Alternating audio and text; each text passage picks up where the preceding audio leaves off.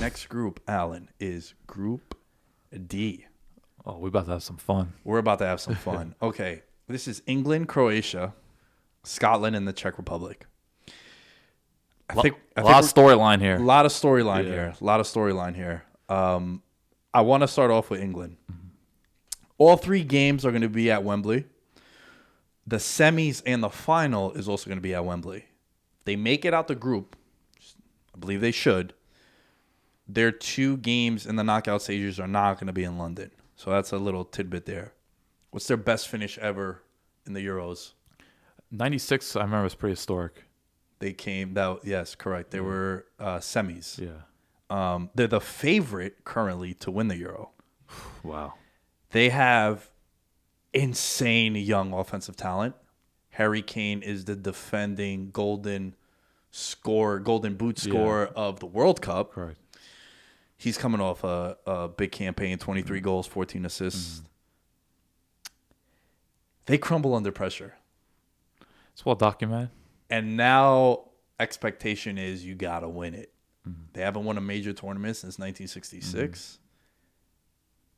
Thoughts?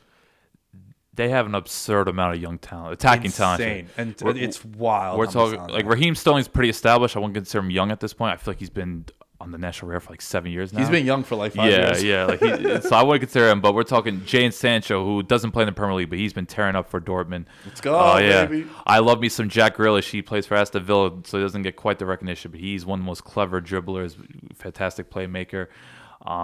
They have Phil Foden, who's Young Player of the Year, and he seems like he could play a whole different positions. Mason Mount come off a fantastic year. I think was Chelsea's best player. So you have Mount, you have Foden, you have Sancho, you have Grealish. Bayoko Saka is a potential option, one of Arsenal's young studs coming up. So we're one of the very few Arsenal young studs. Yeah, it's rough. So, dude, real quick side note, I was looking at the 04 Arsenal roster. It's like Gilberto, Silva, Vieira, Perez, Bergkamp, Henry. The Invincibles. Also, how we've not mentioned Marcus Rashford as well. Right, he's going to be the captain for them.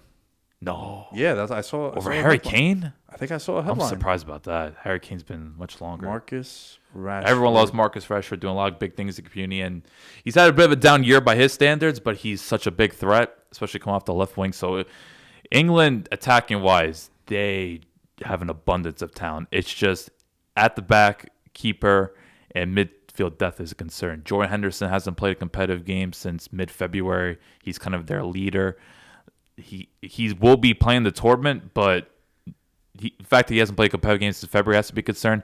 Harry Maguire's got injured. He's struggling for fitness. He's one of their main defenders. They just lost Trent Alexander-Arnold, who I don't think was going to start, but he's arguably the best attacking fullback in the world. Losing him is a big loss just because set-piece specialist, someone you could bring on if they're trailing, need a goal. He's just putting crosses in the box, big for that. So they are missing some pieces, but this is a very exciting England team. I stand corrected. He was the captain for the friendly that they had today. Oh, it's Harry Kane. You're right. Yeah, it's either Harry Kane or Jordan Henderson. Those are the 2 main ones. So Roy Keane snapped that Henderson made the team? Roy Keane always does Roy Keane things. I love me some Roy Keane, but he's kind of, I don't know who to compare. I don't know who the American comparison is. Yo, so this is, if they come in first, they got a tough draw. Yeah, they're going to play the second place team of Germany, France, Portugal, and Hungary. Yeah. So you're going to have a tough test coming out the group. It's the worst part of Euros where it's like, okay, you feel like you're being rewarded for winning the group, and then the next thing you know, it's the group like, of death, and you're like, fuck, dude, I got to play France now or some shit. And it's not, and wasn't in their control. It's just this is how UEFA line it up. So that's the thing I really hate about the new format, but you just got to put up with it. But I think England's in a position where it's like, I don't think they should be the number 1 odds, but I do think they're a top 4 team. I do think besides France, Portugal, and Belgium, like they probably are the best team across Europe just with how much attacking talent they have. So they should have the belief, and they shouldn't be afraid of anyone.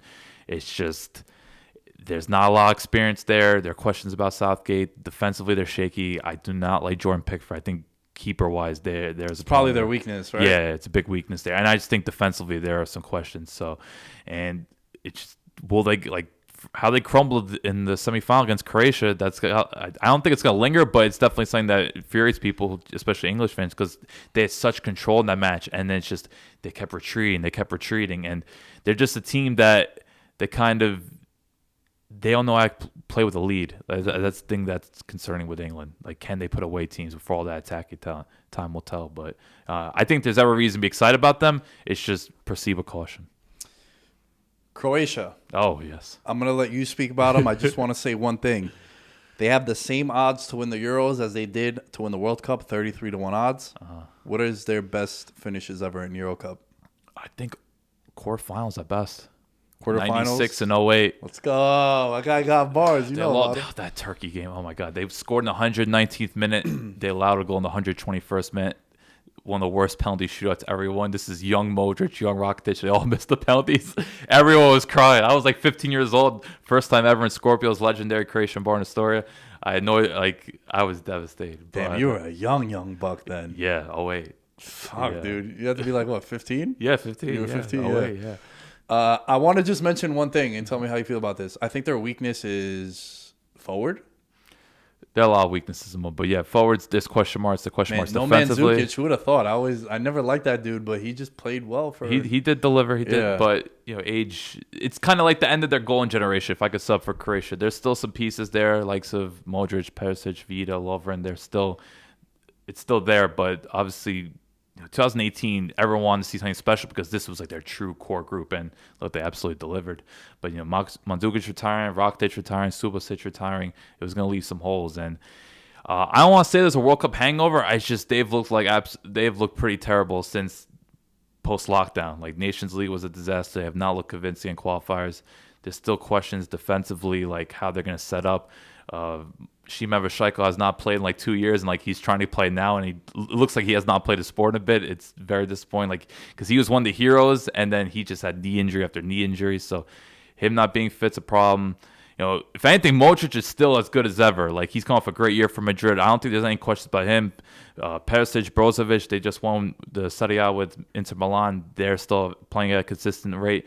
It's just there isn't a lot of reliability there, and it's like players that are over 30 that are aging that you hope can still deliver, but outside of Modric and Perisic aren't delivering. And then you have a bunch of players that are 22, 23 that you hope that could deliver, but time or waiting. We're talking about Nikolai Vlasic, Josip Brekalo. These are like the new Croatian young generation to be on the lookout for. But there are a lot of questions, but I will say Croatia usually, like, there hasn't been a tournament where they've completely just faltered. Like, they usually, if they're very competitive, they're very intense. It's just they find ways to lose in the most dramatic ways possible, which hurts.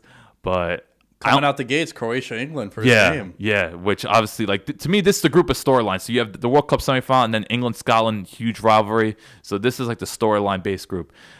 Look, Croatia, they're very talented. It's just a matter. I have questions about formation wise. They're still trying. Kovacic has been on the national team for 6 years. He still doesn't know his place, which is very disappointing. But they have a lot of talent. I'm not questioning the talent. It's just it's a weird time. Like, they're very much in a transitional phase, and it could either blow up in their face or they could totally surpass expectations. Time will tell. But I'm not overly optimistic, but at the same time, I still have faith. Maybe that's the fanboy in me, but I do think they'll make it past the group. But I still want to have the faith. It's like, okay, let's at least make quarterfinals, especially off the World Cup. Like, establish yourself as at least a top 8 European country, and I hope they could do that. Time will tell. So in this group, England's the favorite minus 245. Croatia's plus 350 to win the group. Damn.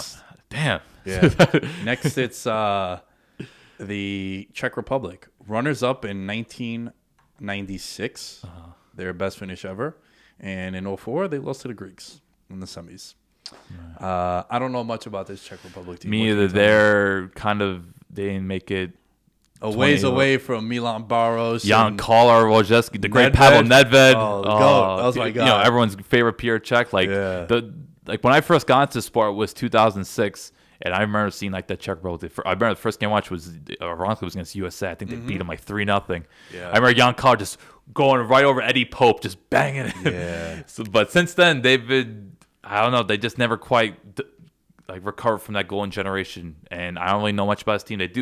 They have two key players that were a big part of West Ham's success. So West Ham came in sixth this year, huge surprise. And they have this midfielder. His name is Thomas Suchek. He's like 6'4". He's very awkward looking, but he scored like 10 goals, and he's like a box-to-box midfielder.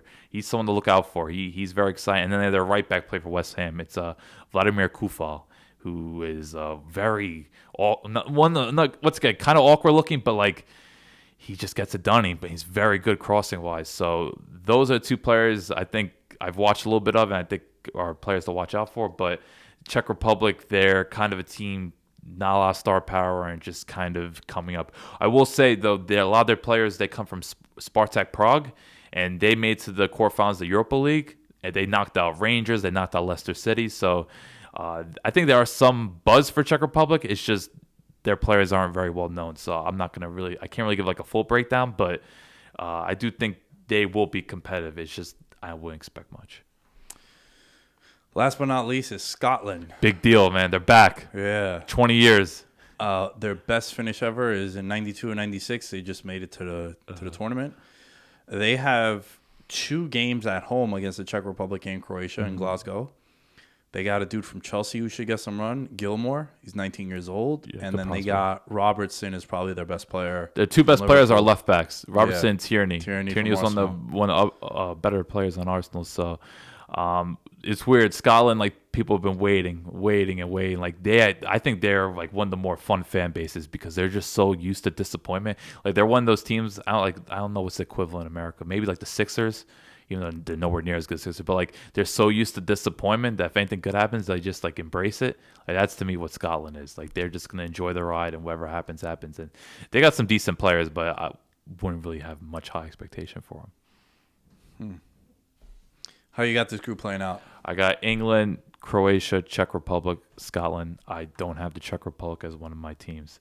I do think this is a very fun group, but it's more of just like, okay, England, Croatia, we want to see how that semifinal plays out. But, England, even though they have injury issues at the moment, I just think right now, like, I think people are going to be blown away at how good they are up front. Like, there is so much talent there. Like, I'm interested to see how they line up and how many goals they score in this group. Like, Harry Kane, we might see him put up like 4 or 5 goals in this group stage. England, Croatia, Scotland, Czech Republic. I got Scotland being one of my 4 teams to make it through. It'll make the tournament a lot more fun. Like Scotland's kind of like the Ireland, ironically they're all from the UK, but like they will start the fun chants, they'll get it going, and I think just you want to see like a country that's well known finally make it after such a long time out. So, I guess they're like the little favorites that everyone's gonna get.